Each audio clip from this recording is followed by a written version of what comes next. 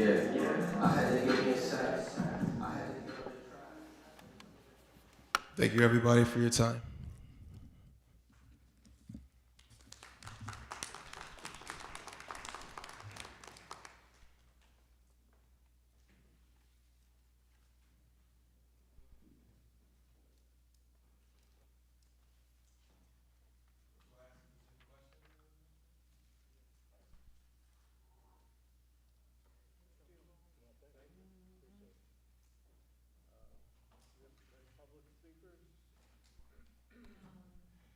First public speaker I have is Vincent Cawley.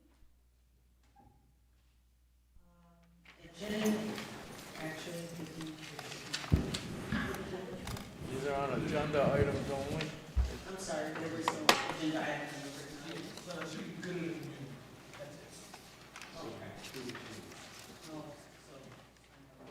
Okay, so, next speaker, Ken Hamilton, starting his presentation.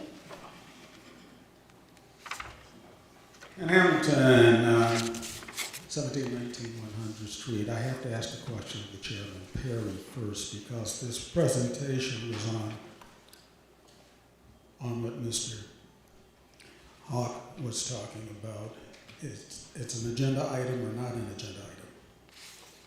It's on the agenda, and he and I have been working together on this project, so give you some more amplifying information on what's going on, if it pleases you. It is technically not part of the legislative agenda. Yeah. There are only 2 items on the legislative agenda at this time. If, in the future, if someone wants to be part of the presentation, the presenter has 10 minutes according to the rules recently adopted by the council. And Mr. Chamus used to have about half of this time. But to be clear, any presentation, any part of a speech in support of the presentation should be part of the presentation. And you're saying that he had 5 minutes remaining. Yep, but now we've moved into a different part of the agenda, which is speakers on agenda items. And the chairperson agrees with this. This is specific for the legislative agenda items that you're speaking on now. We can put this at the end with the He good could of the speak during good community of the we can community. speak on. He could speak during good of the community. Yeah, that's That's fine. I already made that a possibility. That I could do that at that point. we can put it at the end. Well, that's fine. I'm used to being at the end of everything. So call your next speaker. Here are no other speakers. Are there any other speakers on the agenda items? Not on the agenda items, we only have speakers for the good of the community. Just so the record is clear, as a clerk handed me the speakers list for good of the community, and Mr. Hamilton did sign up on this to speak on the topic of Legends Park.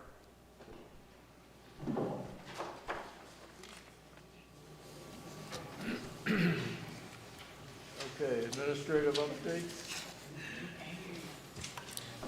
No presentation tonight. I'll have it at the next meeting. We'll make progress on our year-end close, as I've communicated before. So at our next meeting, I should have a little more detail on some of the smaller funds that we like to close out by the next meeting on those.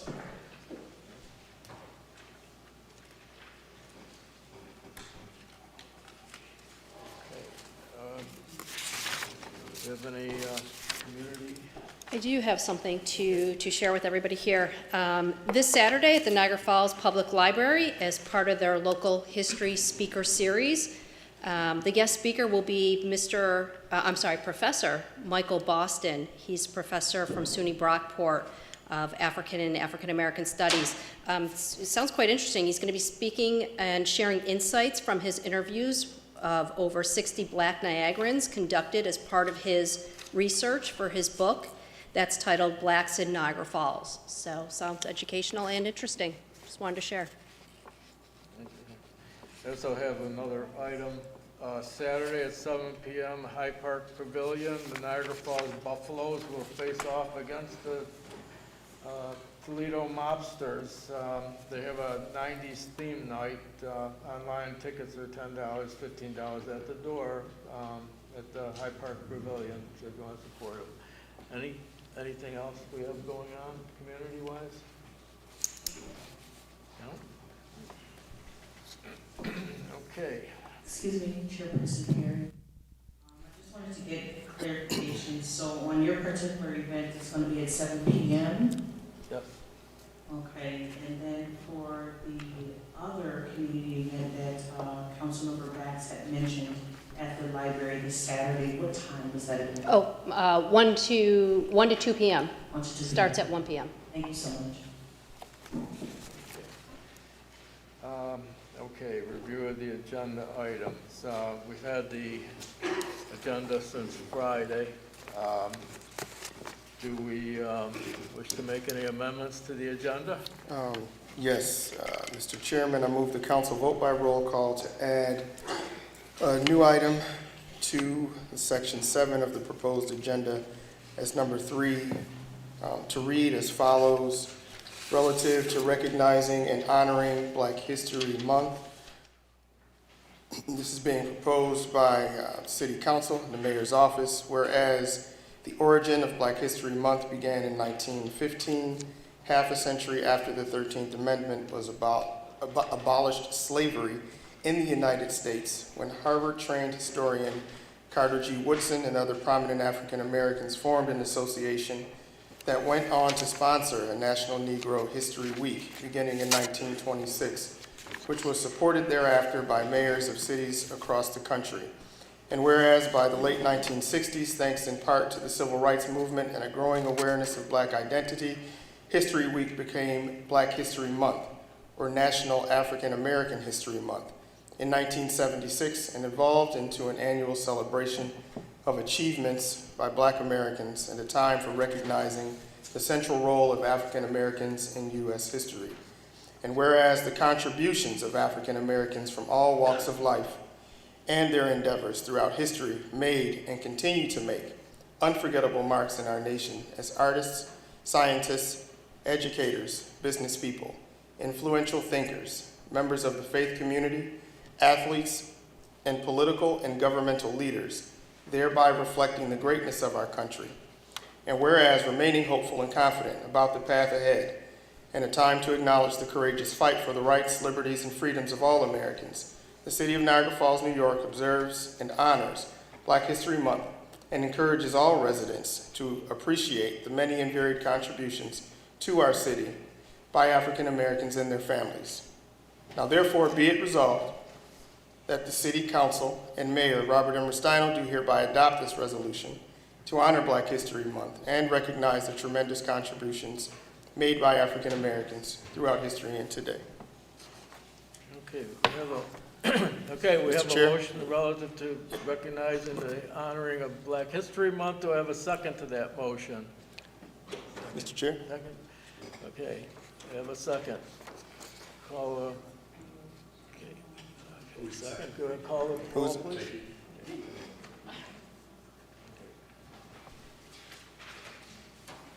We'll distribute it Any- to everybody shortly.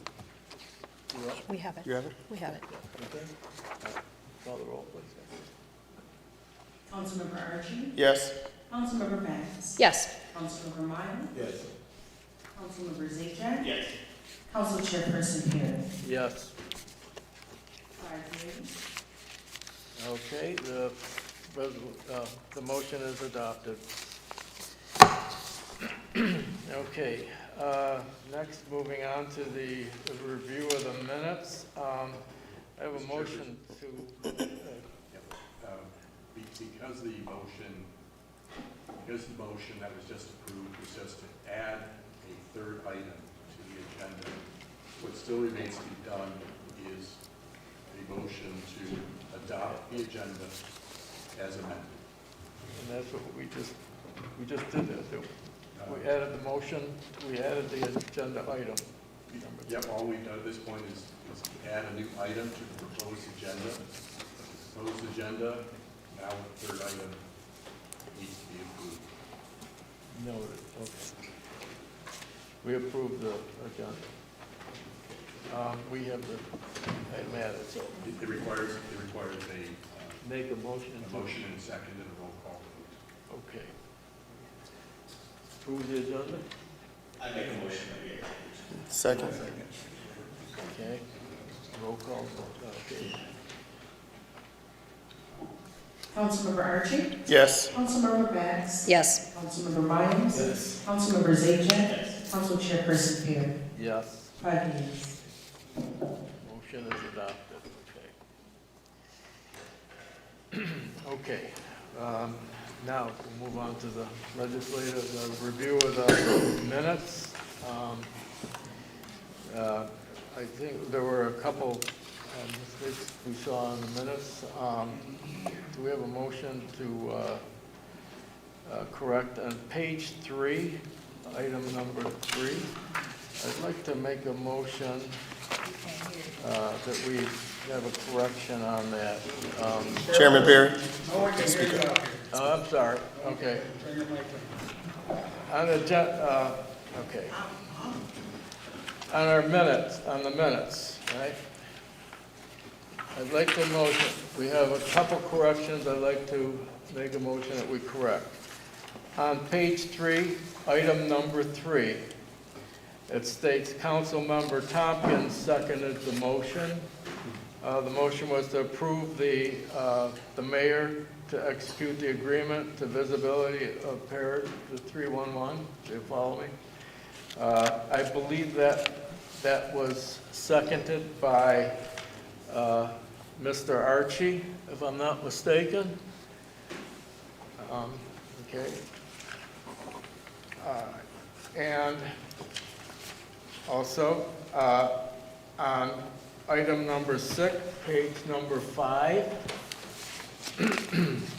I believe the resolution relative to termination of legal counsel and acknowledgement of separation of power, I believe that was that 4 yeas and 1 nay, which I objected to.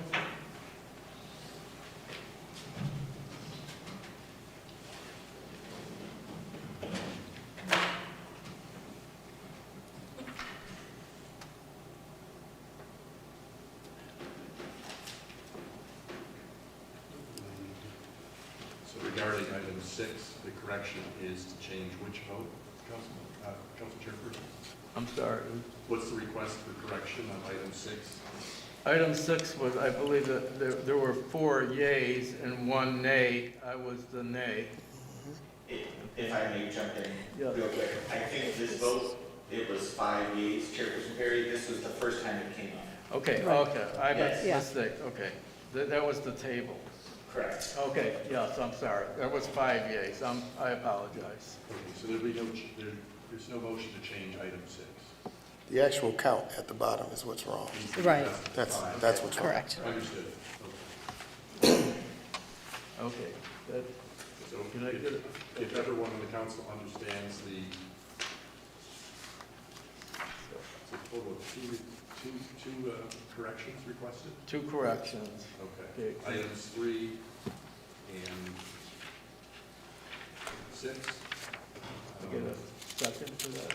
Is there a motion? You're making the motion, Mr. Chairperson? I'm making the motion to change it. Okay, Mr. Miles makes a second to that motion. Okay, are there any arguments or any, okay. Ms. Elizabeth, would you like to call the roll on that, please? We need, Your roll call.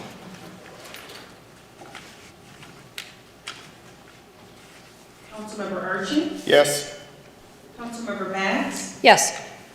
Councilmember Miles? Yes. Councilmember Zajac, Yes. Council Chairperson Perry? yes. 5 yeas. Okay, the motion is adopted. So those, okay, those are complete. All right, moving on to Informational items from the city clerk's office. We have 2 items. Yes. Item A, Mayor's approval of Resolution 2024-3 relative to the referral of proposed amendments to the zoning ordinance to the planning boards of the city and the county regarding student housing and single-family homes in R1 and R2 zoning districts have been received and filed. Item B, report of claims served on the city clerk for the month of January 2024 have been received and filed. Okay. Okay. All right, action items. Number 6, action items from the mayor's office. Number 1, approval of cabinets and countertops replacement project for Firehouse Number 3 on Ontario Avenue using $18,349.86 of ARPA funds, and authorize the mayor to execute an agreement with Home Depot. All more outlined in the mayor's recommendation memo dated January 31st, 2024. Can I get a motion? I'll make a motion. Do I need to reread the whole thing again? Okay, I'll make a motion. Okay, can I get a second? I'll second. Okay. Any argument or information? No? Okay, Elizabeth, call the roll, please. Councilmember Archie? Yes. Councilmember Bax? Yes. Councilmember Miles? Yes. Councilmember Zajac, Yes. Council Chairperson Perry? Yes, 5 yeas. the motion is adopted.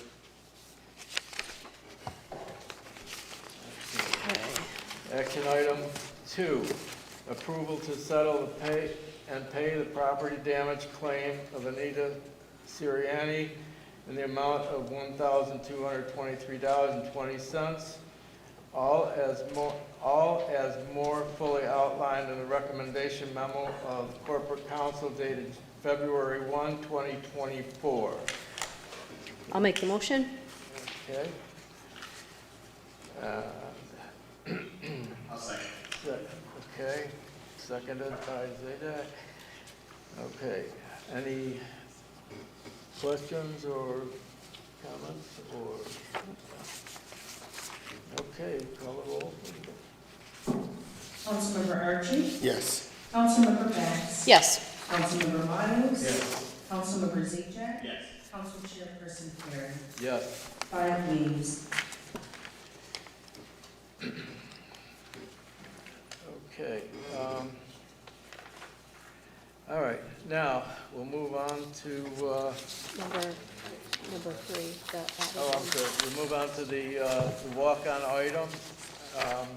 The resolution relative to recognizing and honoring Black History Month.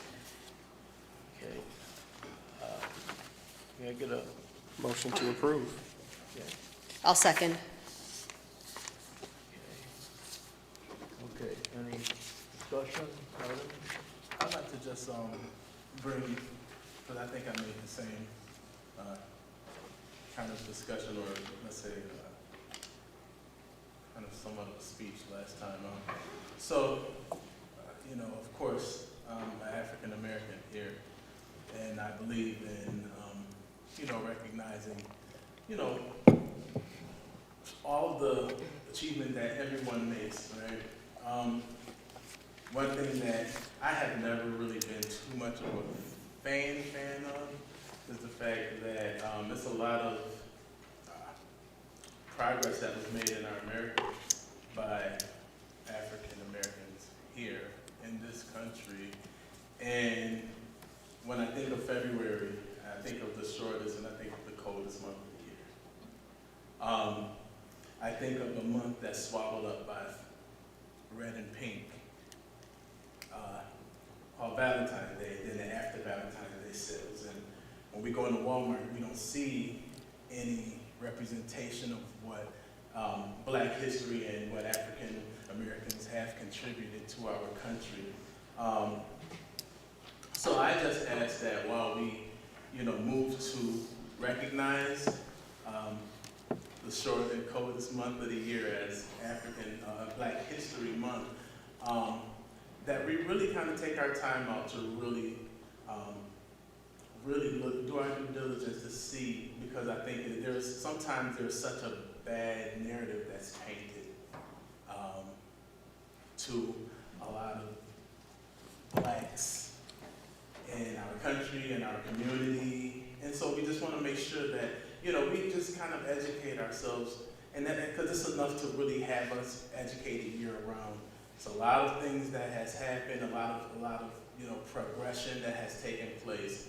And I just don't feel like it's even fair to just kind of like say, okay, we're gonna just this 1 month, we're gonna saturate this month, but we're gonna share this month with President's Day and Valentine's Day and everything else.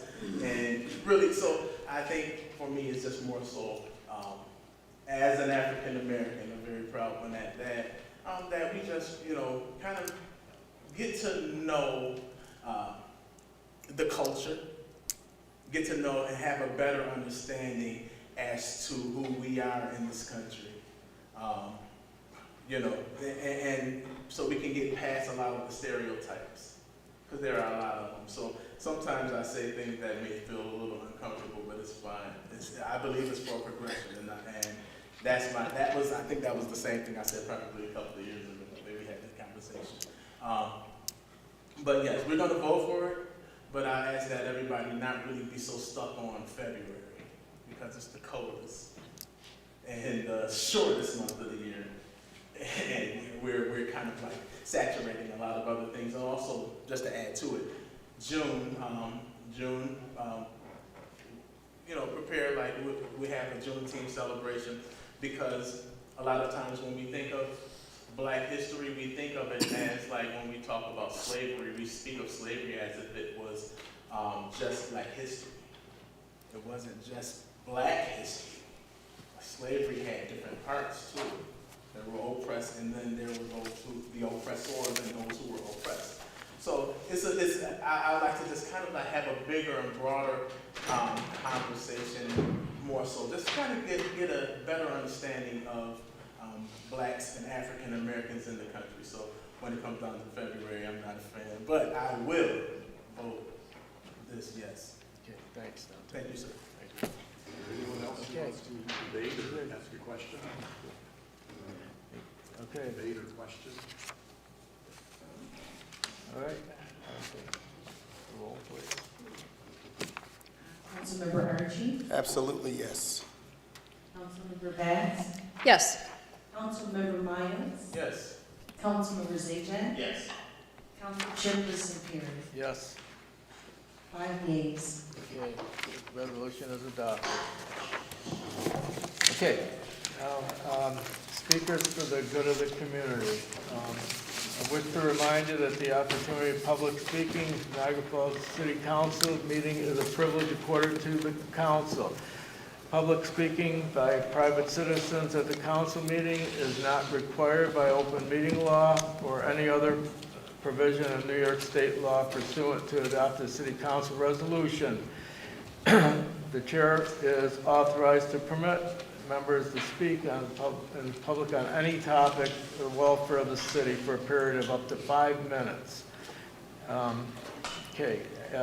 not slander any individuals or any member of the city council by council resolution. So, Ms. Elizabeth, would you call the first person, please?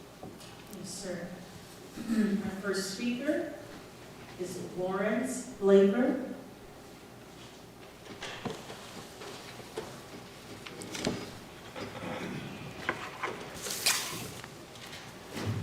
Good evening, gentlemen and gentlemen. I'm up here I listed myself twice. It's 2 different topics. I know you guys don't control everything in the city, but You only speak on one. You have 5 minutes for a minute. yeah, I know. But you don't get to double your time by entering your name on the list a second time, so It's gonna be 5 minutes. Okay. Well, I'll make my. I'll restart the clock. I'll make it brief. One, the city is knocking down a lot of homes that are dilapidated and old, and it's poor planning. It's poor planning because you can't do anything once the home is knocked down. You just got a vacant lot. And logistically and financially, nobody's gonna build in Niagara Falls, and that's not to be negative about the city, it just doesn't make financial sense. You build on a plot in Wheatfield, you can get $250 for that plot, for that house. You're not gonna get that in Niagara Falls, so there's no need to build on that one plot. You would need a whole stretch, like say from Niagara Street to Ferry on 7th, right? But you're not gonna really get that in most of Niagara Falls. They're gonna have to build something on 7th, drive over to Ashland, then drive over to 10th, and that's a lot more money. So then it doesn't make somebody want to take on building projects. So a better plan has to be put in place. Maybe offering Habitat for Humanity some stuff, maybe looking at people who've got great records on Belmont and trying to include them in reconstruction loans where they get the building renovated using contractors in the area or something like that. That would make more sense. That's my point one. Point two, there's a lot of talk of development in the Main Street area and stuff like that, which is all great. I'm in real estate. I'm not knocking it, but I've also seen the other side of this idea. When you do that, anything that's happening in Main Street right now is directly going to affect everybody living from Main Street all the way to Lockport Road, okay? And that has to be considered. And it has to be considered because I got a call about some houses I was selling within the Airbnb zone. And the guy was like, oh, what's happening with this? How long are the tenants there? I was like, do I have to give them the 90-day notice? If a tenant's been in a place more than 2 years, they need 90 days. And I was like, yeah. He was like, that's not gonna work for me. I wanted to evict them and renovate the place in time for Airbnb season. This is how investors think. I don't knock it, I deal with it. But if you're going to deal with the beast, you have to understand the nature of the beast, okay? So if we are renovating all of that, everybody from that aspect, from Maine all the way to Lockport, is gonna be affected. Within a short time, if everything goes great, rents are gonna go up, properties are gonna go up, and now you're gonna have to figure out what to do with those people. I recommend a couple of things. I've done this in New York City and part of my nonprofit work and community activism. A simple rule, 50, 25, I would say 50-50. 50% of the contractors and subcontractors combined have to be from Niagara Falls. They cannot be from somewhere else. It does not benefit Niagara Falls to have contractors come from Grand Island and do the job. You force them to at least buy some space on Pine Ave or wherever, so they have an office. So they have to have a satellite office and at least one person answering the phones. That's one. Two, 25% of your work staff must be from Niagara Falls. New York City, we're able to do zip codes, but here it would be really key to be like, okay, I'm coming from Grand Island, but I'm willing to hire laborers that are from the neighborhood directly affected. Then you would give them a pass. But you would at least have people who would make some money, learn some skills, so that at least when rent goes up, they can take that somewhere else and afford the new price of things. We've got all this training programs for people pushing, getting electrical certs and plumbing certs here and there, but then there's no work for them to do with these brand new certs. Thank you.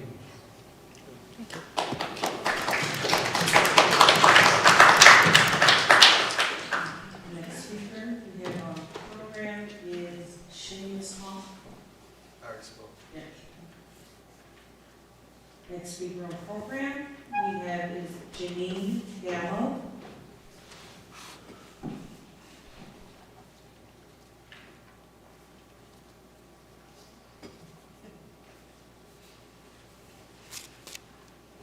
My name is Janine Gallo. It's not on. Just project. No, it's not on.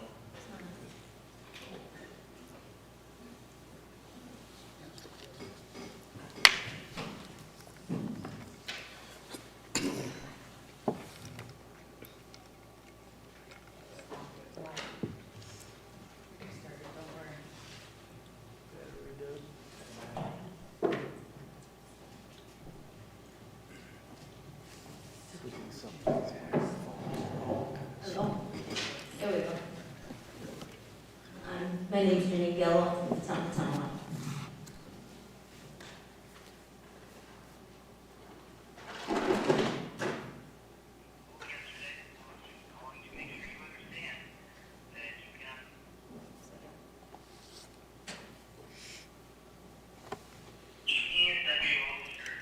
Again, we spoke yesterday. I was just calling to make sure you understand that you cannot be bashing the business and Kelly at all. And we got reports that you were at the Niagara Falls Council meeting last night doing that same thing.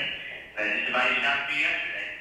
I advise you that, if you continue, we're going to be getting charged on it. So, if you have any questions, call 716-858-2903. My name is Jeffy Wall again. And thank you.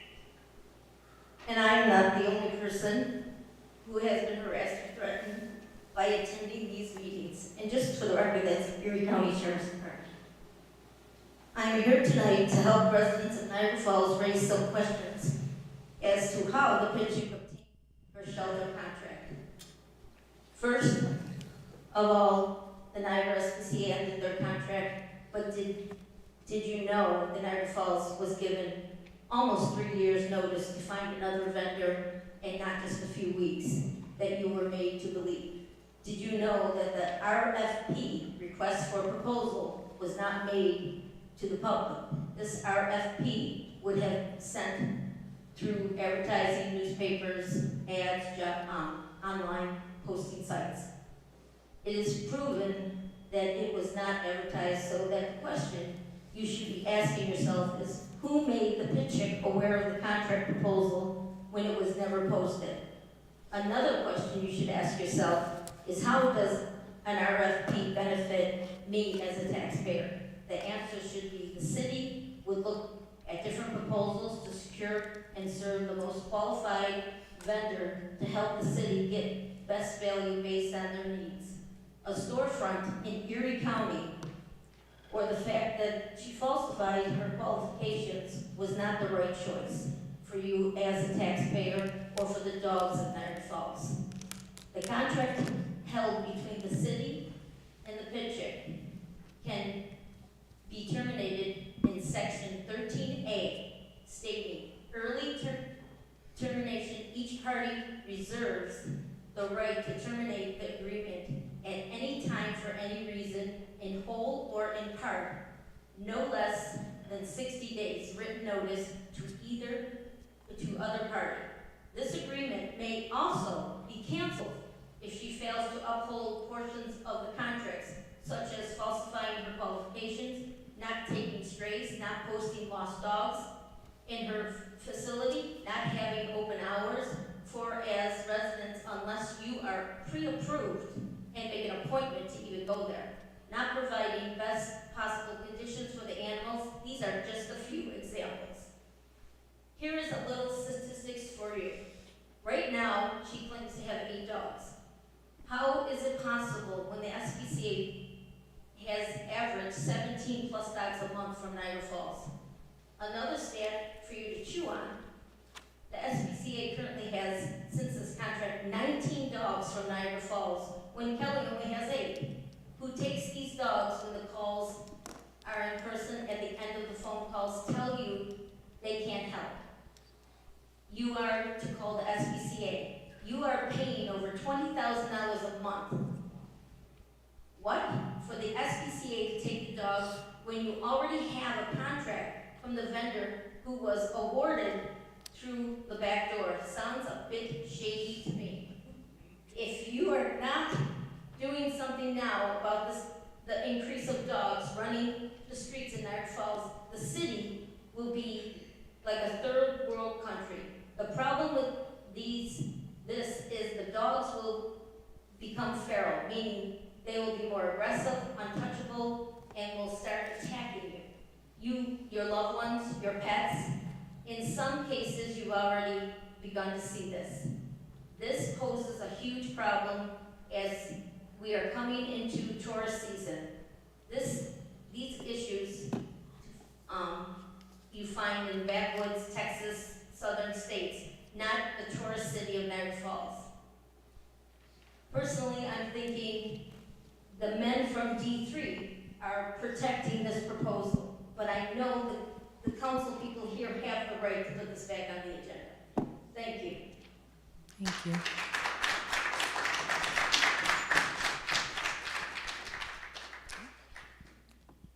Our next speaker is Vincent Cawley.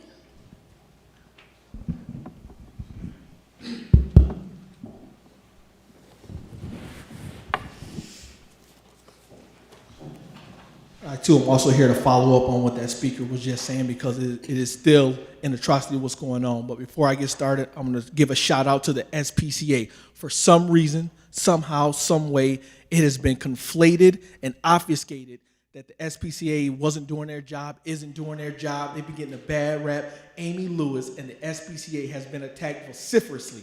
They're being slandered, ran through the mud, and they are not the cause of the issue. They've been bailing out the city. They've been the unsung hero for this city, and they still have dogs, even though they don't have a contract. Go figure that one. Would there be more? Here's some more questions that I want to ask. Would there be more people speaking out if they weren't afraid for their livelihood? That's a brave soul right there. That was Erie County Sheriff calling her, telling you, we know you went to the Niagara Falls City Council meeting. Exactly. Somebody told him that she went to speak out about the business. Come on. There will be so many more people. I know there will be so many more people. I have it documented. There'd be more people if they weren't scared for their livelihood. It takes guts to come out here, intestinal fortitude, in terms of retribution and retaliation. Are there legitimate complaints against the current vendor? Yes. This is not all emotion. This isn't emotional. This is taxpayer dollars, and it is the dogs of this city that's on the line here. Has the contract with the city been violated? I could give you chapter and verse of how the contract has been violated. Chapter and verse right here. And you all have this. You've all seen it. Were city officials denied access to the city shelter? Let me say that again. Were municipal officials denied access to the municipal shelter? Think about that. Just think about that. Do we have, I don't know, do we have financial, medical, and intake records from the Pit Chick Municipal Shelter? I have them from the SPCA. They said 17, almost over 20 dogs per month for the past 2 years. Where are these dogs at now? Are they being killed? What's going on with them? Do we know if they been getting vaccines? Have they been taken care of? Have our tax dollars being wasted? Are they being spent on the dogs for this service? Are the dogs being treated in a humane way in the shelter? Can the public have reasonable access? With the shelter being in Grand Island, that's a built-in hindrance for people to come. We got to cross the bridge. We got to drive over there instead of having it being right in our own city. Say it again? Oh, yeah. Exactly. Are we getting the services for the taxpayers and the dogs? Keep it going. Did the city of Niagara Falls, us, we the people, the taxpayers, did we put this shelter in business? If she didn't have our money, would she be able to operate this shelter? $20,000 a month for the rent, for the kennels? When did we start putting people in business? That's not a legitimate business, is it? If you want to be an entrepreneur, you come to the table and say, hey, I got to build it, I got the service, give us a contract. But now we got to set you up in business. That sounds illegitimate to me. Are we considering a solution to put a municipal shelter in the middle of a public park with kids? We're going to put the dangerous of dangerous dogs, and we're going to put that municipal shelter in the middle of a park, in a public park? Does that sound like a good idea? Not to me. What about the long-term costs? i.e., the retirement costs of a municipally owned and operated animal shelter. When those people retire, we still got to pay those people if they're city workers. But if we contract it out to someone who has the means, the mold, the heart, the passion to do it, it's a contract for the service. We pay them for the service. Winding down. Do we have a viable solution with a trustworthy, dependable vendor that's reliable, that wants to be the face of Niagara Falls Animal Shelter? I believe we do. And I have nothing to do with it. I get no penny. This has nothing to do with me. This is about taxpayer dollars and the dogs in the residents. If your kid gets bit, his arm, hand, anything, I bet you'll pay attention to it now, won't you? Lastly, real quick, can the city council cancel the services, i.e. the contract with the municipal shelter? Just 2 weeks ago, the last council meeting, This very same body canceled the services of one Mr. Jeff Palumbo. It was mayor negotiated and the city canceled the contract. What makes this different? Can someone please answer that question? You got a contract that was mayor negotiated, you canceled it, you had it on a resolution, it was on the docket, it was voted on. What makes this contract different? Are we going to keep wasting? Are we going to keep the wasteful and corrupt practices going? Thank you.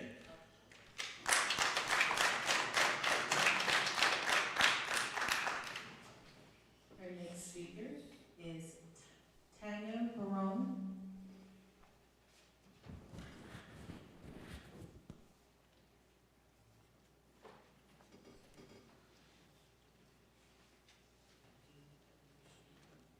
Hello. Tanya Barone from Niagara Falls. I'm here to also address the major concerns with our dogs. I demand that the City Council and the Mayor take immediate action to cancel the emergency contract with the Pit Chick now that we have somebody else that's willing to purchase a building, take on this big problem that we have with her own funds. I hear that she has already presented to the mayor her plans. I also would ask that that be put on the agenda, that this job be open to the public so that this person has a chance to make things better. I fully support that. If the allegations are true that our dogs are being neglected and abused further in the hands of the person that is supposed to be helping them, this is ridiculous. It's disturbing, and the shelter is now closed to the public, which is a violation of her contract that she signed with the city. These dogs are not up for adoption. The windows are covered. There is security cameras. The doors are locked. She's supposed to be open. People are calling, and no one is answering during business hours. Okay? So that's just the tip of the iceberg. Kelly herself reached out to me last weekend because I was blocked from all of her pages, her rescue page, her Facebook page for the municipal shelter, her personal page. Now, I gave her the benefit of the doubt. I thought, I was hacked recently. Let me just give her the benefit of the doubt and let me see if I can get in through my other Facebook that was currently operating. I couldn't see anything. She actually asked me, why are you following me? What is your agenda? What is this woman talking about? I'm not bullying anybody. I was sharing the dogs to try to get them adopted. Because I had talked to Janine, she found out. She thinks I have some agenda. So I talked to her in great length. She admitted that she blocked me. She had blocked my friend the day before. And she also let me know she's seen virtually me speak at the city council meeting. I said, maybe you would like to play that again, because I said nothing slanderous about you, but only addressed my concerns. But she let me know she was watching. I hope she's watching today, because I do not intimidate easily. And when it comes to animals, that's where my heart is. I don't need this piece of paper with things written down in it. I will speak from experience. I have seen the old retired animal control officer slander the SPCA in bold letters on Facebook and deflect all of the money that was going to the SPCA, telling people not to donate there anymore, to donate everything to the Pit Chick. That makes her look bad. Now I'm finding out there's a lot more to the story. When the SPCA is the only one that's trying to bail us out, when we are being told we cannot help you by the police station. We don't have animal control on the weekends or after 5, which I know it's usually after 3. But the animal control officer I've also caught in multiple lies, leaving dogs chained to trees to die.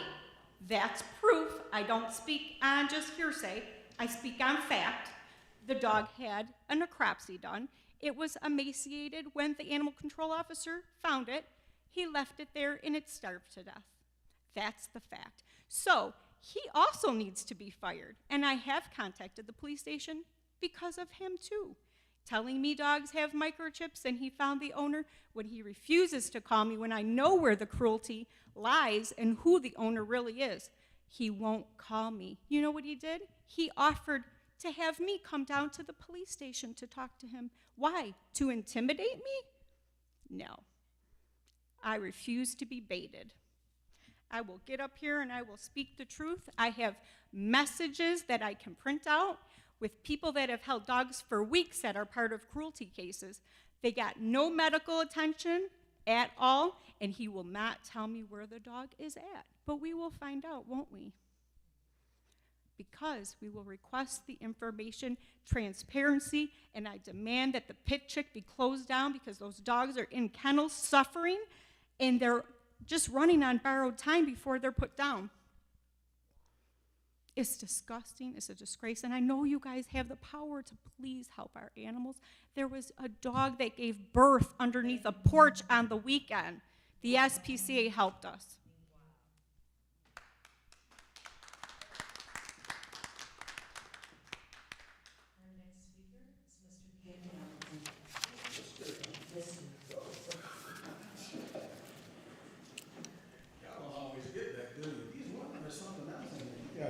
Tigers, wow. Anyway, Ken Hamilton, 1719 100th Street. And I'm here to talk about the birth of Legends Park, Center Court Basketball Court, Hyde Park Skateboard Park, the Gill Creek Basketball Court, and the restoration of the LaSalle Basketball Courts, all because of a garden hose. Niagara University and the Minnesota Lakers left NBA and started on a fellow from Niagara University and the Minnesota Lakers left the NBA and started a business on Highland Avenue across the street from what was then my Highland Avenue home. In a casual conversation with them, he extolled the virtues and the love of basketball, so much so that he said he had hung a hoop on his garage on the concrete alley side of Whitney Avenue.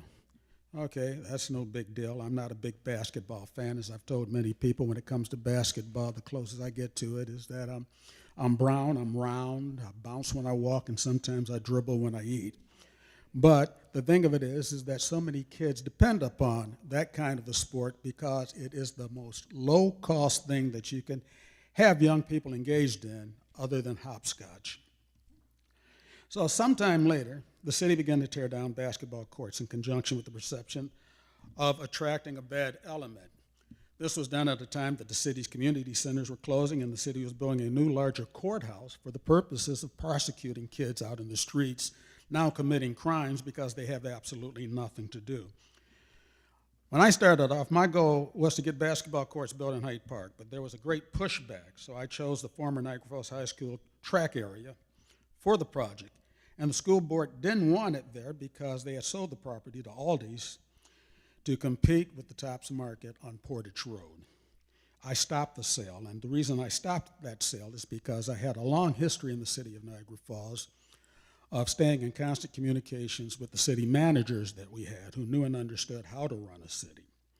And one of the managers had told me something that I should have known, is that the property upon which Legends Park was built and what Aldi's wanted to take was already formerly a rail yard. I remember that. I'm just old, but I look good, but I'm still old, and I know and understand things based upon my history here in the city of Niagara Falls. And that property was set aside from the New York State Department of Transportation for the purposes of education and recreation only, and that Aldi's could not be sold. City Council at that time thought I didn't know what I was talking about, and they challenged the legal folks to say, is that true? And they found that it was true.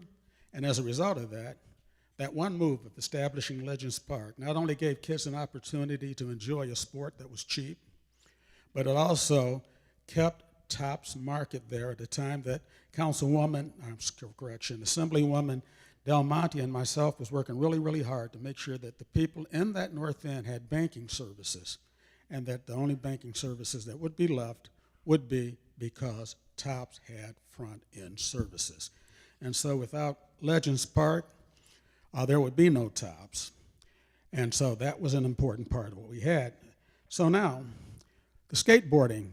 In Legends Park, I had put in a inline skating rink. It didn't come into fruition. And one day I came out of city council chambers and there was a young man on the steps skateboarding. I asked him not to do that here because it puts the city in risk. He was so nice that I told him, well, hold on a second. I'm going to build you a skateboard park. And I went to Seth Piccirillo, and we did it in literally no time flat. So out of the basketball, we got a skateboard park. And then other basketball courts began to prop up around the city because of Legends Park. Gill Creek was one of my projects, in addition to a whole lot of other things. And so now, if you had to ask the question, from where did basketball courts come? Well, I mentioned the garden hose in the title of this because when I was talking to Bowie Rice, he used to play for professional basketball and for Niagara University. In addition to him having a hoop in the alley on his garage, he said to me, Kenny, he says, and another thing I did out there is I strung a garden hose out there so that the kids had water when they got thirsty. And I'm saying, oh my God, this is great. Nobody thinks of that. And so because of Bowie Rice, we set up on a path to really begin to restore some of the services that we have to reduce the crime that we might have in this city. And so I'm an old man now. Mr. Hawk came to me because of Saladin Allah and asked, how can we improve Legends Park again? Well, the job's not done there yet. And I thank Saladin for sending him to me because I don't have to do anything else because this is left to this next generation to be doing those types of things. And so I want to thank Saladin, I want to thank Mr. Hawk for coming here, picking this up, and already, before we even get started, we already have $350,000 dedicated to us. And we're going to need that for that and other things in order to get this project moving in such a way that we begin to rebuild the community centers in our community and recognize what our kids need.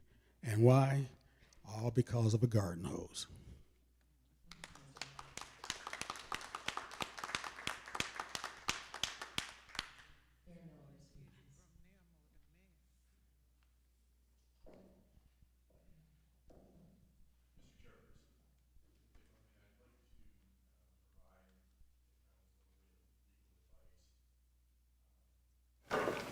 In terms of the public speakers who spoke critically of pitching this evening. As all council members know, it is the right of the public to speak to council, and during the good of the community, they are entitled to speak on any topic that they think is relevant to the good of the community. We don't have a way to control what they say.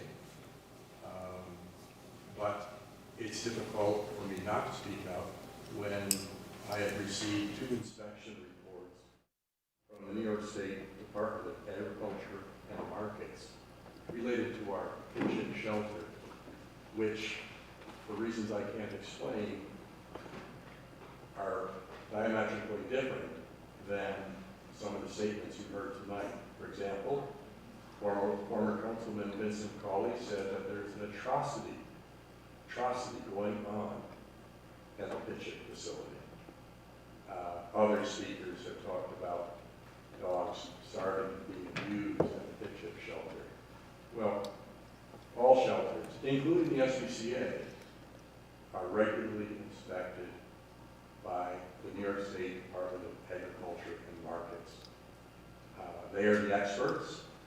They not only inspect pitching, the pitching facility, and the SPCA Niagara County facility, they also do an audit here in City Hall of all the records that our city clerk maintains in reference to the dogs intake, the statistics on adoption. All that information that the city maintains is also inspected. Now, the city passed their inspection, and you've heard allegations at previous meetings that Pitchick failed its inspection. That statement that Pitchick failed its inspections is not an accurate statement. I'm going to read from both inspection reports. The first one inspection of the city's dog shelter on December 20th of 23. There are 19 criteria that are evaluated by the inspector. The inspector that day is Anne Marie Brady, B-R-A-D-E, and I'll work my way up from the bottom of the report to the top. Written contract or lease with municipality is one of the questions she has to examine. Her answer was yes. Point of order. Point of order.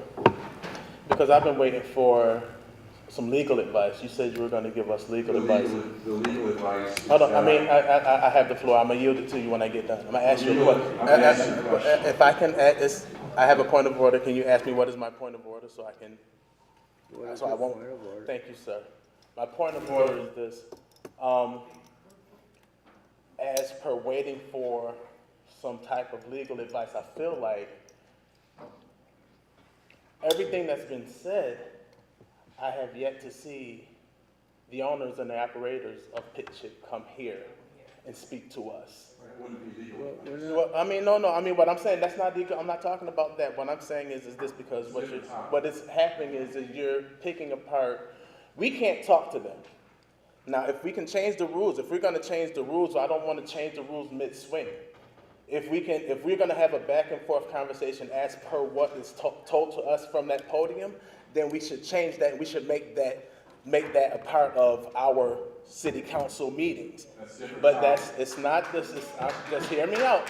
It's the same thing, because what happens is there are a lot of questions that I would like to ask people who speak to me. I'm not asking questions. But you're responding. You're responding to who's speaking at the podium. This is not the corporation council meeting. This is the Niagara Falls City Council meeting. So at the end of the day, if there's anyone to ask questions, we should be able to ask those questions. Now, I told you before, I'm very, really. Well, this is a tough thing because it's a personal thing. I have 2 dogs. I understand. And I understand. So if there's anything, let me finish my point of order, because I don't feel like that was in order. If she's able to pretty much, if someone is tearing up my character, if I have a business and my business is big and we hired her. So let's put that on the table. The city council hired her. She works for us. So regardless of what anyone else says, if anyone is going to come back and explain these allegations, or if they're rumors or lies or whatever, it would be me. If I own the business, I'm going to show up for myself to the people that hired me. And I'm going to tell them, hey, this is a lie. Here's my proof. Dante, here's the point. Here's the point that he was making. He's just given the factual information according to what the report said. But only thing is and here's I get what you're saying. The only thing is that he's adding a whole bunch of what other people are saying. He's putting that in his. Give me direct reports. If you're gonna give me. This is a direct report. Okay, but you're not. But what happens is you're not giving as a lawyer, as an attorney. Can we request her just to come here and possibly give us time or presentation or So I was in the middle of giving legal advice based on the information I received from the Department of Agriculture and Markets. And to address the suggestion that they made by Councilman Miles first, is that as the attorney for the council, I would put much more faith in the inspection report of the state inspectors who are trained, and their duty is to inspect every dog shelter in the state of New York over what the owner of Pit Chick may say, because she has an economic interest in her contract. Therefore, I put much greater weight, and I hope that you would too, in the independent inspection reports prepared by the New York State Department of Agriculture and Markets. And if I may, I'd like to resume the legal advice that I started. We have seen those reports also. So I think I just got up the first criteria before I was interrupted. Moving my way up the the list of 19 criteria. The question is, proper impoundment for dogs that are released? Yes. 17. Redeemed dogs are licensed before release? Yes. Owners of identified dogs are properly notified? Yes. Redemption period is observed before adoption or transfer? Yes. Dogs transferred for purposes of adoption in compliance with Article 7? Yes. Complete intake and disposition records are maintained for all seized dogs? Yes. Dogs are euthanized humanely by authorized personnel? Yes. Veterinary care is provided when necessary? Yes. Clean food and water is available and in ample amount? Yes. Temperature extremes are avoided? Yes. Drainage is adequate? Yes. Ventilation is adequate? Yes. Light is sufficient? Yes. Adequate space is available for all dogs? Yes. Dogs are handled safely? Yes. Shelter is structurally sound? Yes. Now I'm going to get to the 2 points where the inspection is noted as unsatisfactory. Housing area and equipment is sanitized regularly? No. There were unsealed kennel floors and exposed sections of porous walls. And the pit chick shelter was given 30 days to correct. That was on December 20th of 2023. The second item, which was marked unsatisfactory, is repairs are done when necessary. The answer was no. Chewed glass board and missing floor tile need to be replaced. Also, 30 days was given. Now, I also, to get a baseline understanding of what type of inspections the SPCA received, I foiled and reviewed a selection of their reports, and in many cases, I found instances where they had more items noted as unsatisfactory than the 2 that I just reported to you. So that is the inspection report from the state inspector for the first inspection of our city shelter on December 20th, 2023. I'm going to make this brief and say that inspection number 2 was performed on January 2nd of this year. And basically all the items that I said were answered yes in the first inspection were answered yes on January 2nd of 2024. Interestingly, in the remarks section of the most recent report, January 2nd, the inspector notes, quote, "This inspection was done as a result of a complaint, period.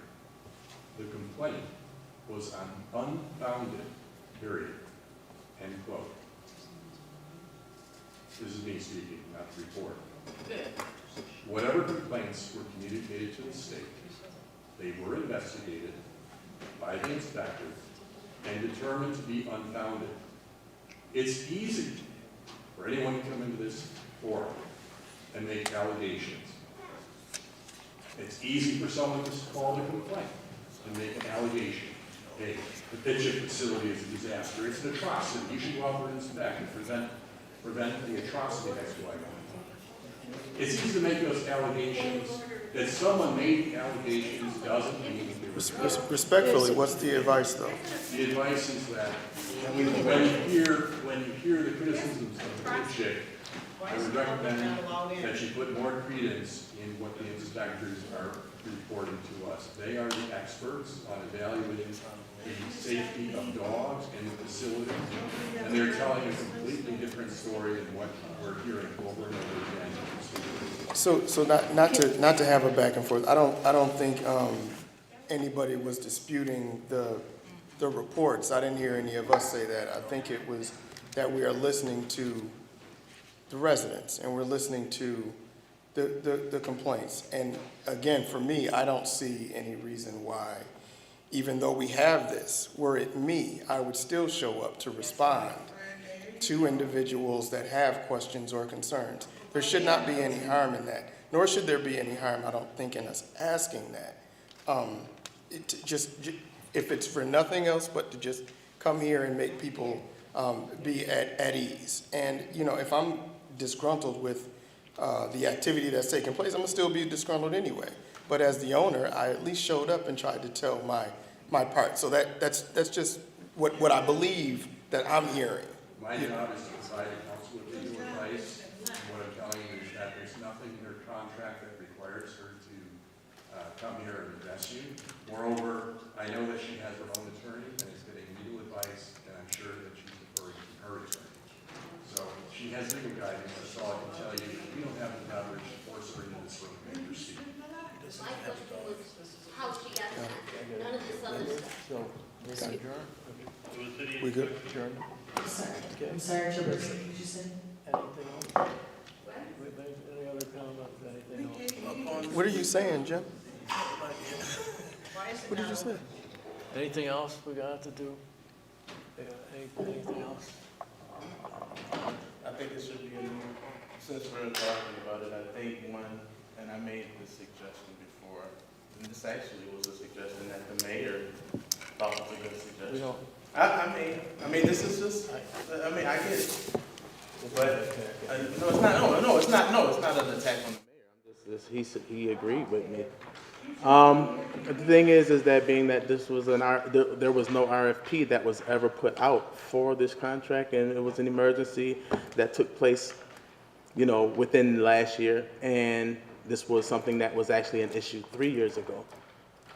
Being that there was, the way we do business in the city of Niagara Falls, if someone wants to tear down a house, we put out an RFP, and then that business, multiple demolition businesses, they'll put in application and they'll put in how much they're going to charge us, and then that happens, and then what ends up happening at the very end is we pick the best one for the city, and then the other ones go away. Being that this was no RFP was ever put out for something that deals with life, not a building. We put more emphasis on something, a building or a structure, and we're going to go by the book for a structure to be torn down in comparison to a life of a dog.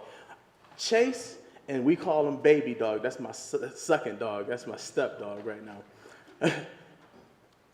They're like my sons. So that's why I'm passionate about it. You guys see me passionate about it, and everybody else know about it. I don't have a dog in the fight per se, no pun intended. At the end of the day, these are lives. These dogs, and guess what? They only have 15, 16 some odd years. So my thing is that when we talk about this, we're willing to do an RFP and do business the right way to tear down a building. But when it comes to the lively or the quality of life of our dogs, and dogs are not being thrown on the street. My dog is an escape artist. It got out 3 times. And thank God for SPCA, because then I had to go to SPCA one time to bail him out of jail. That's what I call it. And guess what? But that business was there. And so my thing is that if we're going to do business the right way for a building to be torn down, let's make sure we do business. So guess what? If it was an emergency, and I'm not going to say it wasn't an emergency, because guess what? I voted yes for that contract, right? I did, along with my colleagues, because it was brought to us as an emergency, but it's not an emergency anymore. So my thing is, and I get to say, and true story is this, I speak from my heart because I get to say what I need to say. I don't speak for no one up here. This is Dante speaking. For me, if we're going to do business the right way, let's do it the right way all the way around, and let's not let's not cherry pick when we're going to do business the right way. Business the right way would be, okay, well now we have, let's put out, and watch this, let's put out a new RFP and allow Kelly and everybody else, anyone else that's available now, to sign up and give us the best service for our dogs, the lives. That's what I'm talking about. I don't care. It's not no personal thing with me. It's my babies. Those are my babies. Here in a few minutes when he banged that gavel, I got to go home and take care of my babies. That's who they're the same as my children. So I don't diminish how I feel in regards to these puppies because maybe you don't have one. But those are my babies. So at the end of the day, when I go home, that's what I'm talking about. I don't care about no personal interest or anybody's personal interest. I'm talking about if my dog happened to get loose again, I want to make sure that he has the best service, we're paying $20,000 a month. That's all I got to say. You can bang your gavel. I'm pretty much done.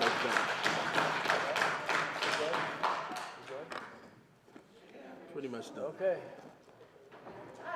And we don't need another meeting for this. We don't need another meeting for this, I promise you. I just don't want